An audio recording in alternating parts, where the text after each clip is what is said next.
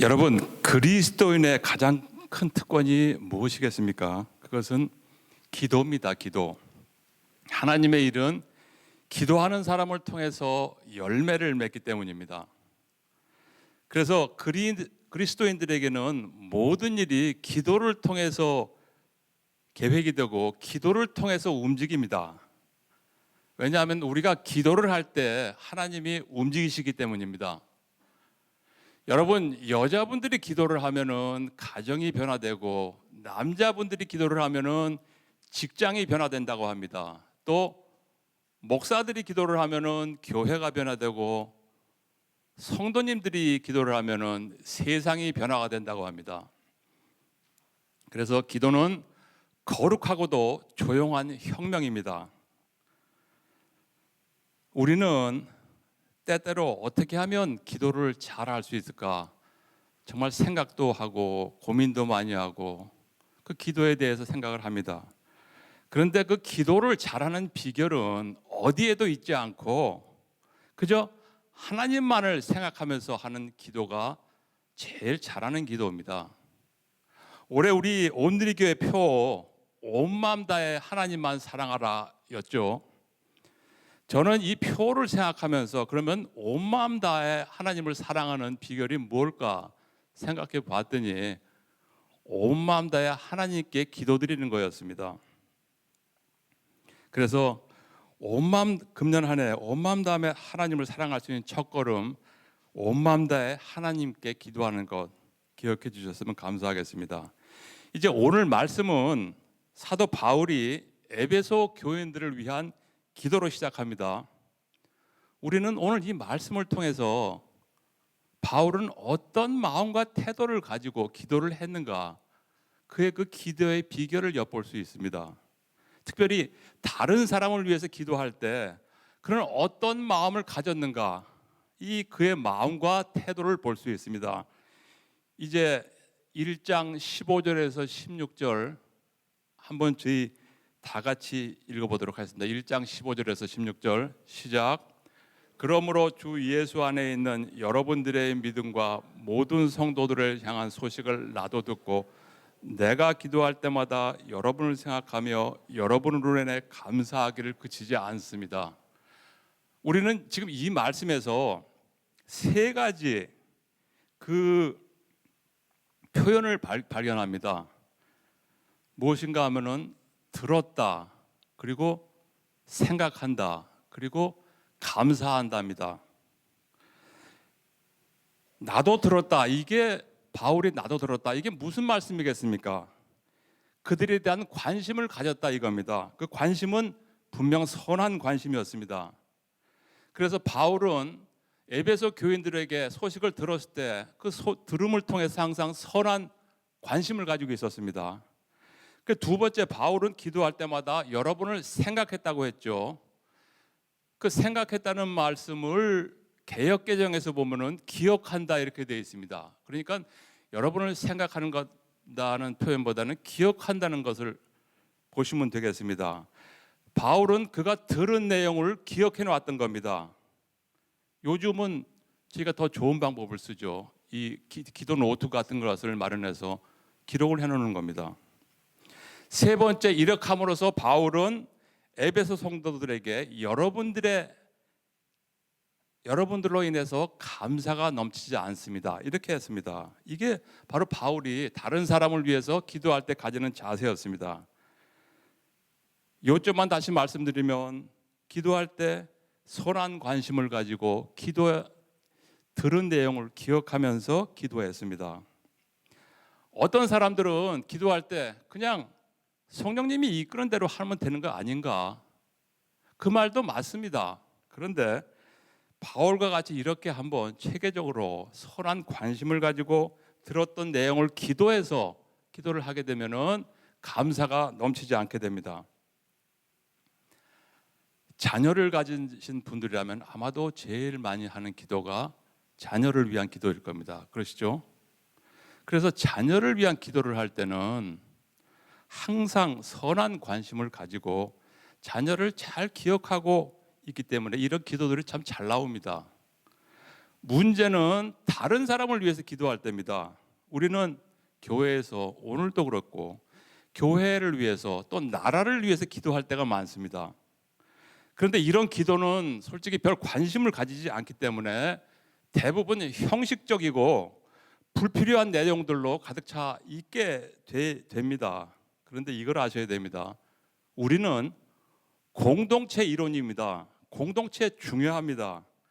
교회 공동체의 이론이고 나라의 이론입니다. 그래서 이 영적인 문제는 개인의 문제가 아니고 공동체의 문제입니다.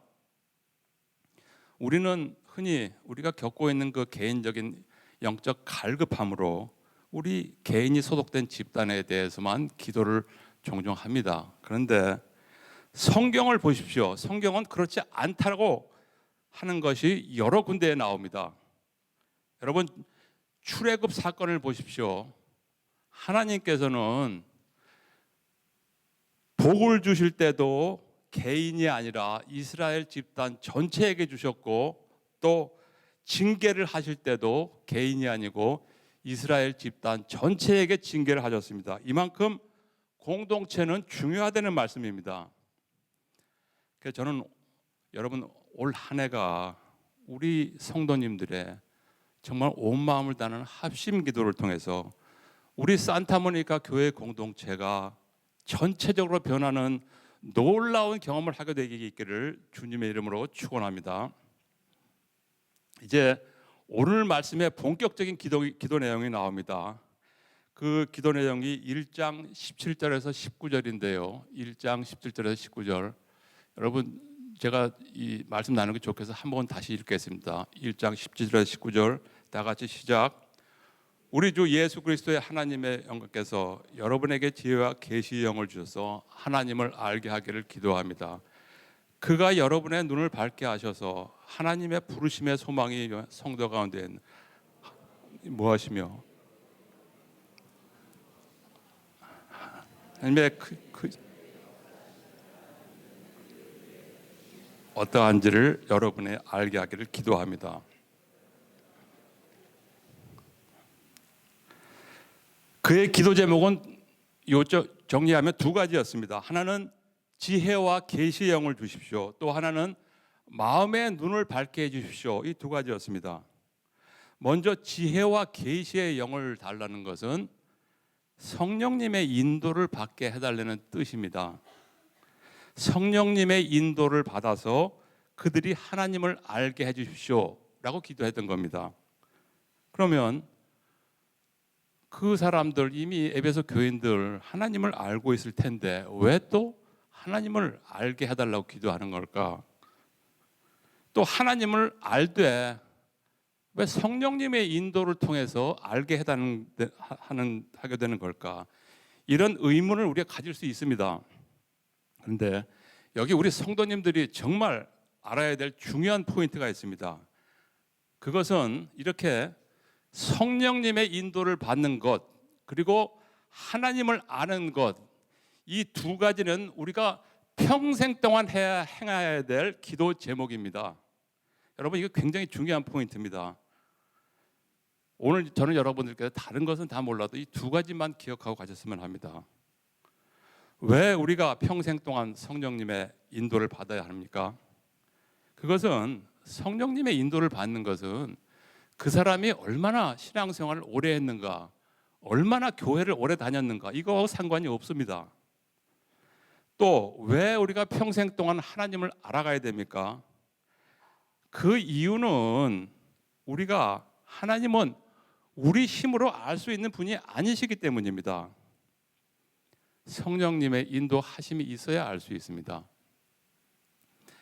제가 난생 처음으로 하나님을 알고 싶어 할 때가 있어서 간단한 제 개인 간증하겠습니다. 지금부터 한 40년 전에 1983년도에 우리나라에 한국에 정말 비극적인 사건이 하나 있었습니다. 그 83년이니까 전두환 대통령께서 동남아 순방에 나가서 버마라는 나라를 가셨습니다. 그런데 그 버마라는 나라에서 수행원들을 데리고 왔는데 북한에서 터뜨린 폭탄으로 해서 그 참모들이 다 희생됐습니다. 그 중에 한 사람이 이제 제가 모시던 그런 상관이었습니다. 그분 바로 이틀 전에 저에게 나 금방 갔다 오네, 잘 있게 하고 간 다음에 이틀 만에 시신으로 돌아오신 겁니다. 정말 그분은 독실한 천주교 신자였습니다. 그분은 1983년도였는데요. 우리나라에 1979년에 무슨 일이 있었습니까? 연세 드신 분은 아실 겁니다. 박정희 대통령이라는 분이 부하의 총탄에서 시해되셨습니다. 우리나라가 어떻게 될지를 몰라서 모두가 망연자실하고 경제는 곤두박질을 칠 때였습니다. 그때 이분이 정말로 우리나라 경제는 이렇게 해야 됩니다 하고 다시 새로 밑그림을 그리신 분입니다. 그래서 저는 단언컨대 그때 그 밑그림이 씨앗이 돼서 지금 오늘날 이 미국 전역에 우리나라 한국 자동차들이 돌아다니고 세계 전체에서 우리나라 핸드폰이 팔리고 있습니다. 그 스탠포드 대학을 공무원 중에 스탠포드 대학에서 수학을 하신 분인데요. 그분이 희생된 다음에 스탠포드 대학에서 큰 그 컨퍼런스 룸을 지었는데 그분의 이름을 따서 짓기도 했습니다. 그런데 제가 지금 이렇게 장황하게 설명을 드리는 것은 그분의 그 세상적인 그런 성공 때문에 어떻게 하나님이 그런 분을 데려갈 수 있을까? 이 말씀을 드리는 게 아닙니다. 솔직히 그분은 정말 선하신 것, 착한 것 빼놓으면 남은 게 없는 분입니다. 한마디로 그분은 뭐랄까요, 신부님이라기보다는 수녀님 같은 분이었습니다. 우리 신부님들 가끔 술도 먹고 그러지 않습니까? 근데 그분은 정말로 수녀님 같은 그런 아주 연약하고 정말 소박한 순수하신 분이었습니다. 그런 분을 어떻게 하나님이 데려갈 수 있을까? 여기에 제가 아주 그 인생의 딜레마가 있었던 겁니다. 어디 물어볼 데도 없어서 하나님에 관한 책을 많이 봤습니다. 아무 감동이 없고 소용이 없었습니다. 책으로 깨달을 수 있는 하나님이 아니셨습니다. 지난주 우리 담임 목사님 설교하셨다 혹시 기억나시는 분 계실지 모르겠지만 요한복음을 보면은 예수님께서 성경은 바로 나를 증거하는 것이다 이렇게 말씀을 하셨죠. 여러분, 우리는 성경을 통해서만이 하나님을 알아갈 수 있습니다. 성경은 성령의 감동으로 쓰여진 책입니다. 제가 그래서 그분이 희생되신 후에 저도 천주교 성당을 다니기 시작했습니다. 20년 동안 다녔습니다. 그런데도 솔직히 하나님이 누구신지 잘 모르고 다녔습니다. 물론 제 탓입니다. 제 큰 탓인데요. 그러던 어느 날 교회에 들어왔습니다. 어느 목사님으로부터 1대1을 받았습니다. 그 목사님과의 1대1을 통해서 그제서야 몰랐던 하나님, 삼위일체 하나님이 이런 거구나 하고 알았습니다. 그리고 저는 이게 목사님으로 배운 그 지식이었기 때문에 하나님에 대한 지식만은 누구보다도 단단하게 쌓고 시작하는 줄 알았습니다. 그런데 그거는 철저히 교만이고 착각이었습니다. 제 머리로만 알 수 있는 극히 작은 하나님이셨습니다. 제가 신학교에 늙은 나이에 들어갑니다. 신학교에 들어가면은 학생인데도 전도사라고 부릅니다. 그러니까 제가 전도사라고 불린 세월이 한 10년이 됐습니다. 전도사가 되고 보니 1대1 때 배운 그 하나님, 삼위일체 하나님 그렇게 작게 보이셨습니다. 그런데 10년 후에 여러분도 보셨듯이 제가 3년 전에 목사 안수를 받았지 않습니까? 목사가 되고 보니 제가 알고 있는 하나님은 또 전도사 시절에 알던 그 작은 하나님이 아니셨습니다. 여러분, 우리 하나님은 찬양할 때도 나오지만 동일하신 하나님이라고 나오지 않습니까? 그런데 동일하시다고 해서 단실에 알 수 있는 하나님이 아니십니다. 동일하신 하나님은 우리가 평생 동안 발견하고 알아가야 될 신비의 하나님입니다. 여러분, 성경을 읽다 보면은 똑같은 말씀이라도 읽을 때마다 감동이 틀립니다. 어제 읽은 말씀이 다르고 오늘 읽은 말씀이 주는 감동이 다릅니다. 이것이 하나님의 신비입니다. 성경의 어떤 인물도, 어떤 위대한 인물도 하나님을 제대로 알지 못했습니다. 하나님의 마음에 합한 다윗도 살면서 얼마나 많은 실수를 했습니까? 또 하나님의 얼굴을 대면했다는 모세도 하나님을 몰랐기 때문에 수많은 실수를 했습니다. 40년 동안 광야를 헤매면서 하나님의 인도를 받아야 했습니다. 여러분, 그렇다면 제가 이렇게 말씀드리는데 조금 염려스러운 것은, 그렇다면 여러분 같이 나는 지금 평신도인데, 그러면 평신도는 하나님을 알게 되는데 문제가 있는 거 아닌가, 이렇게 생각하실 수 있습니다. 그런데 절대로 그게 아닙니다. 오히려 여러분 같은 이 성도님들이 더 하나님을 선명하게 알아가실 수 있으십니다. 그것은 성경을 반복적으로 읽으시고 매일 큐티를 하십시오. 여러분, 그렇게 하실 경우 매일매일 새로운 하나님을 만나실 수 있습니다.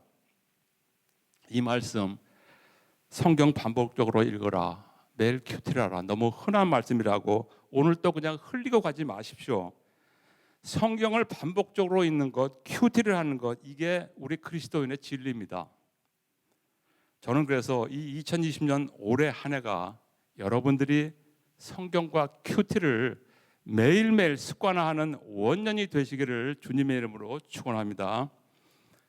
이제 1장 18절입니다. 1장 18절을 제가 다시 보면요, 바울은 에베소 교인들이 되게 마음의 눈을 밝게 해달라고 기도합니다. 그렇게 해주심으로써 세 가지를 알기를 원했습니다. 첫째, 하나님께서 주신 그 부르심의 소망을 알게 해주고, 하나님의 유업의 영광이 얼마나 풍성한지 알게 해주시며, 하나님의 권능이 얼마나 크게 하신지를 아는 것이었습니다. 여러분, 우리 신앙생활의 출발은 부르심에서 시작되죠. 하나님이 우리를 불러주시지 않았다면 어떻게 오늘도 이 주일 예배의 자리에 여러분들이 오셨겠습니까?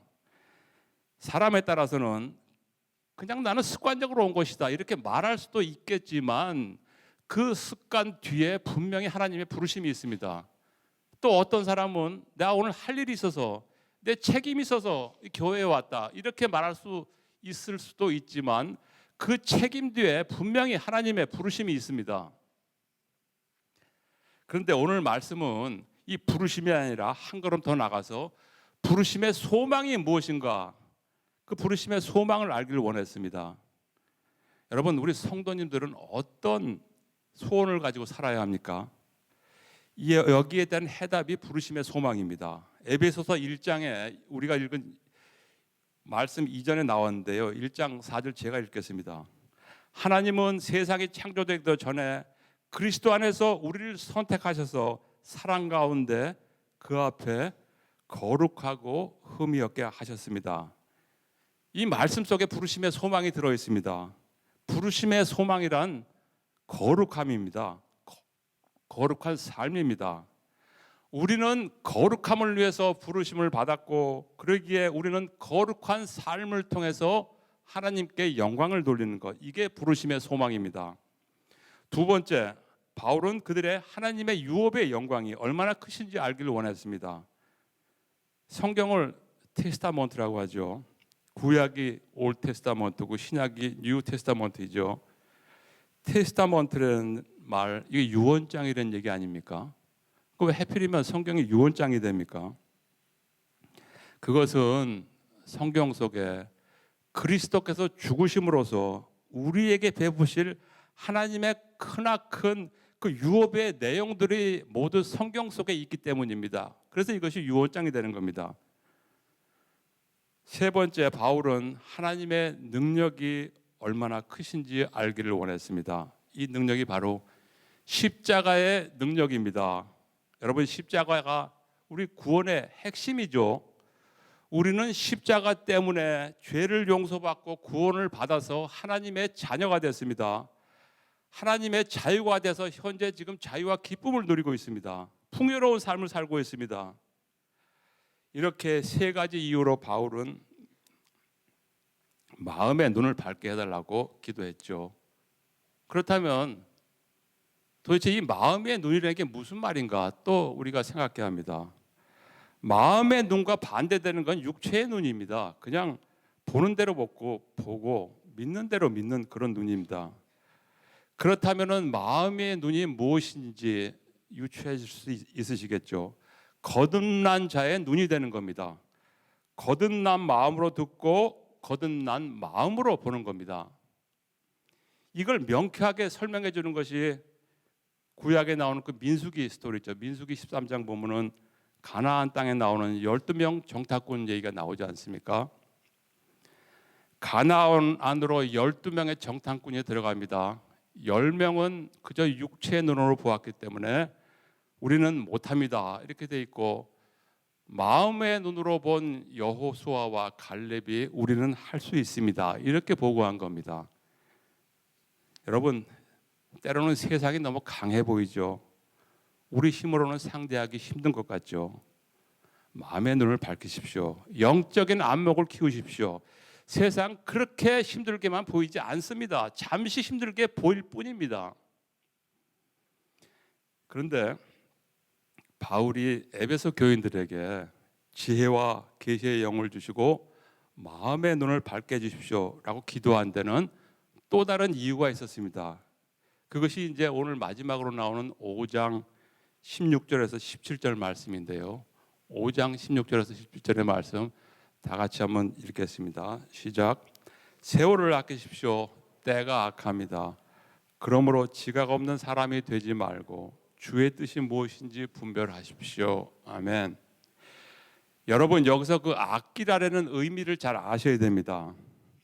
이 아끼라라는 의미는 시간을 쪼개라라는 의미가 아니고 또 시간을 잘 이용하라라는 의미가 아닙니다.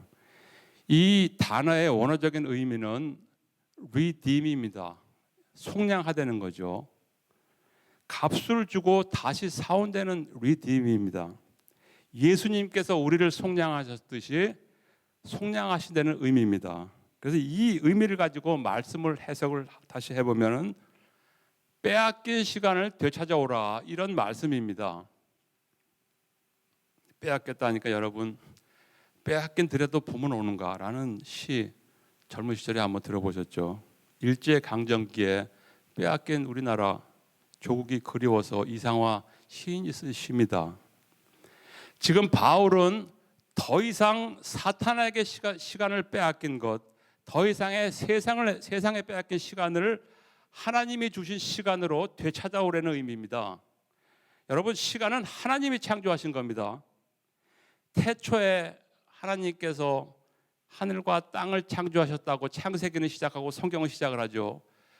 그 태초라는 것이 시간입니다. 그러니까 하나님께서 이 하늘과 땅이라는 공간뿐이 아니고 태초라는 시간도 창조하신 겁니다.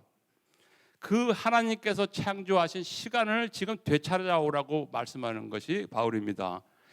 예수님께서 구원해 준 시간을 다시 되찾아 오라고 말하는 것이 바울입니다. 여러분, 우리는 정말 영원한 구원을 받아서 안심을 하는데 그 구원받은 시간들을 세상에 너무나 뺏기고 살아가고 있습니다.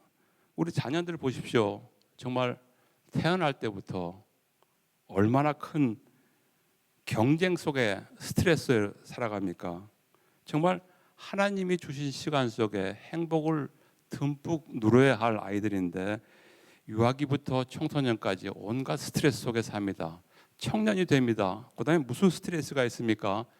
취업 걱정입니다. 취업에 내몰리고 그래서 오로지 취업하면서 돌아다닙니다. 평생 동안 일만 하다가 이제 중년이 되고 노년이 됩니다.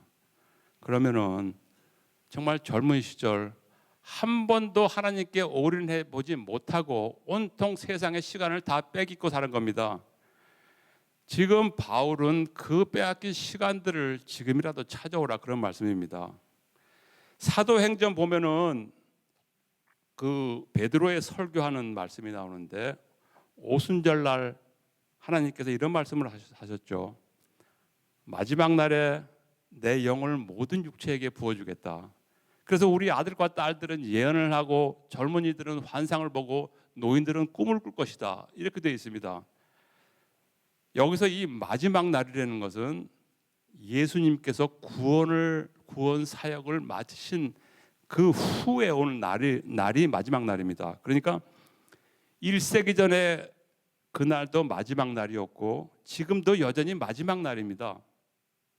하나님께서는 그 마지막 날에 내 영을 모든 육체에게 부어주시겠다, 이런 말씀을 하시는 겁니다. 저는 이 말씀이 우리 오늘 산타모니카 온누리 교회의 모든 아이들, 젊은이들, 그리고 연세 드신 분들에게 모두 임하시기를 주님의 이름으로 축원합니다. 지난번 설교 시에도 잠시 말씀드렸는데 저는 지금 감사하게도 제 개인적으로 하나님께서 정말 새로운 비전을 주셨습니다. 그래서 지금 준비 중에 있습니다. 그 새로운 비전이란 특별히 연세 드신 분들에게 새로운 꿈을 꾸게 하시는 그런 비전입니다. 이 비전을 위해서 매일매일 기도하고 있습니다.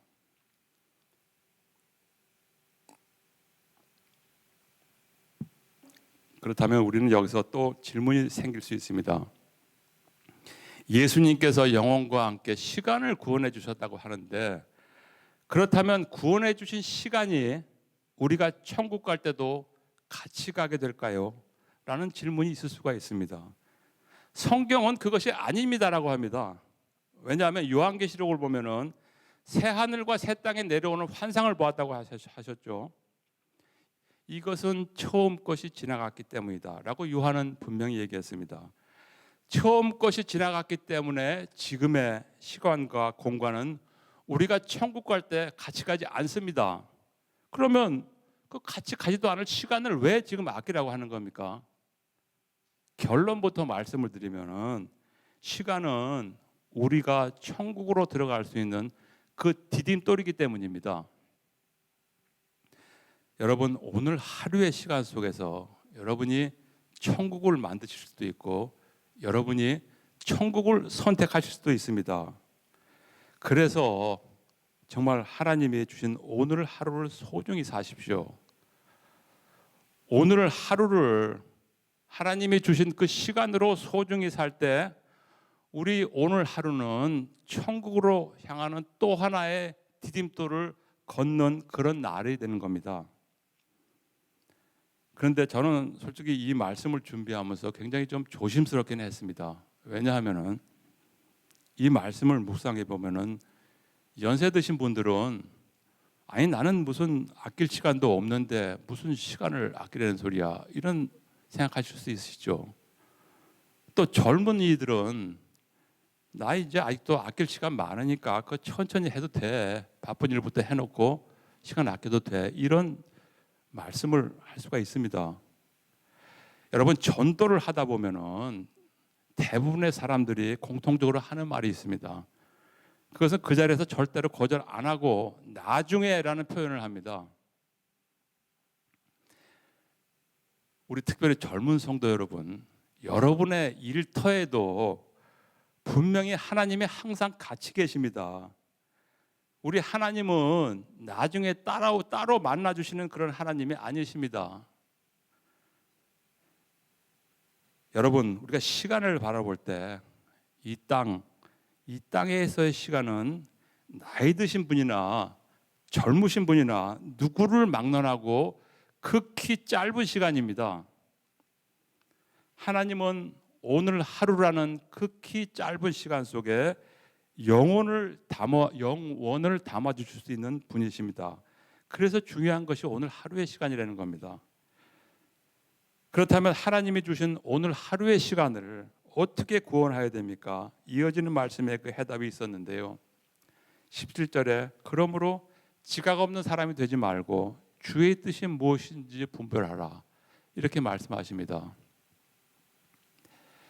주의 뜻을 분별한다는 것은 부르심의 사명자로 살라는 뜻입니다.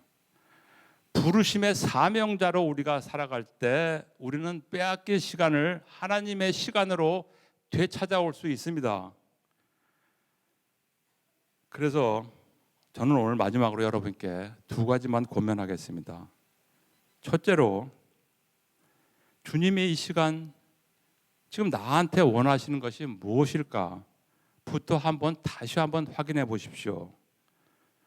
안타깝게도 왜 이 말씀을 드리냐면은 오늘날 많은 그리스도인의 문제 중에 하나는 부르심을 확인하지 않고 뛰어드는 겁니다. 우리 집안은 3대째 그리스도 집안이다. 나는 모태신앙이다. 나는 어렸을 때부터 교회를 다녔다. 그래서 부르심이 뭔지 다 알아. 라고 하는 겁니다. 문제는 이게 하루 이틀이 아니고 10년, 20년 가다 보면은 회의에 빠지게 되는 겁니다. 그래서 회의에 빠지게 되면은 내가 왜 교회에 다녀야 하는지 그 이유도 모르고 그냥 시키는 대로 예배 보고 시키는 대로 순모임하고 그렇게 썬데이 크리스찬 서비스로 끝내고 마는 겁니다. 그래서 저는 여러분 먼저 주님이 이 시간 나에게 원하시는 것은 무엇인가 한번 그 부르심부터 확인을 하십시오. 그리고 두 번째, 세상의 모든 불필요한 짐들 과감히 내려놓으십시오. 히브리서 12장 1절입니다. 제가 읽겠습니다. 이와 같이 우리를 둘러싼 구름같이 많은 증인들이 있으나 모든 짐과 얽매이시기 쉬운 죄를 벗어버리고 인내로서 우리 앞에 놓인 경주를 합시다. 여러분 마라톤 선수 보십시오. 얼마나 간편한 복장, 얼마나 가벼운 신발 신었습니까? 성경은 우리 앞에 놓인 경주를 하라고 합니다. 여러분 경주를 하려면 모든 짐 내려놓으셔야 합니다.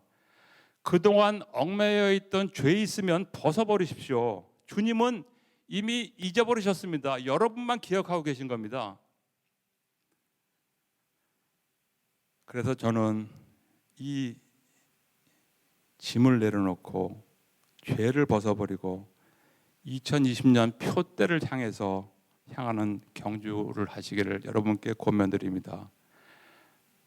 마지막으로 이 시간 저는 그래서 이 거룩한 주일 예배를 통해서 먼저 2020년 새해 첫 시간들이 여러분의 모든 시간들이 하나님의 시간으로 채워지시기를 주님의 이름으로 축원합니다.